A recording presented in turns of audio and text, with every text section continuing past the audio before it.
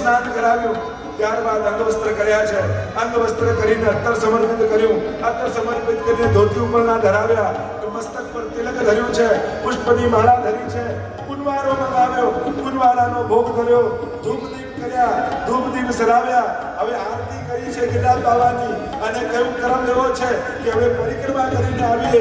ગિરિરાજની પરિક્રમા કરતા કરતા દરેક સ્થાનોમાં વંદન કરતા કરતા પ્રભુ પાછા ગોપ બાળકો સાથે આવ્યા અને હવે આજ્ઞા કરી જે કાંઈ પણ સામગ્રી સિદ્ધ કરી હોય એ બધી ધરી દો ગિરિરાજ બાવાને. આ પ્રગટ દેવ છે.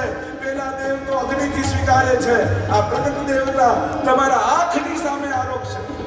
અને હવે તો ભાતના ટોપલા ટોપલા ને ટોપલા ને ટોપલા ને ટોપલા અને ભાતનો પર્વત બની ગયો. ભાતને સંસ્કૃતમાં કહેવાય અન્ન અને પર્વતને કહેવાય કૂટ અને પૂરો અન્ન કૂટ બની ગયો. દૂધ ગાય, અંસકડી, સખડી, લીલો મેવો, સૂકો મેવો, તરાતરી અનેક પ્રકારની સામગ્રી ગિરિરાજ બાવાની આગળ ધરી છે અને બધા પ્રતીક્ષા કરી રહ્યા છે. ઠાકોરજીએ કહ્યું છે કે આ પ્રગટ થઈને આરોગશે. 5 મિનિટ, 10 મિનિટ, 15 મિનિટ, અડધો કલાક. હવે બધા જોઈ લાલનના મુખ સામે. लालन के कहा भयो, अरे लाला तूने तो कही थी ये प्रगट देवता है हमारे सामने आरोगे को. अरे कानी आपन तो भूली ज गया.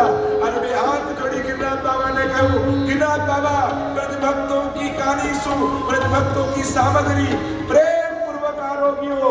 અને જ્યાં બોલ્યા હતા તો સૈલોસ भी कही, 2 ભુજા, 4 ભુજા, 6 ભુજા, 8 ભુજા, 10 ભુજા, સહસ્ત્ર ભુજા ધારણ કર્યા. देखो री हरि भोजन खा, देखो री हरि भोजन खात,